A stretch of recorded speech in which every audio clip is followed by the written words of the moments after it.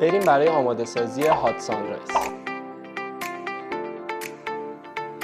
برای درست کردن هات سانرایز نیاز داریم به سس گلوریا، سیروپ آنیس، سیروپ رام، لیمون تازه و آب پرتقال و 10 دشت سیروپ گرانادین. تو مرحله اول شیکرمون رو پر یخ میکنیم.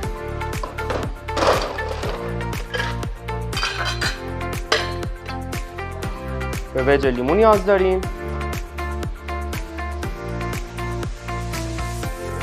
لیمون رو اضافه میکنیم. سیروپ رام و آنیسمون رو به نوشیدنیمون اضافه میکنیم. مازرمون رو برمیداریم و شروع میکنیم به ماد کردن لیمون. 5 دش یا 5 قطره بهش سس گلوریا اضافه میکنیم. 120 میل آب پرتقال. آب شیکرمون رو خالی میکنیم و نوشیدنیمون رو شروع میکنیم به شیک کردن.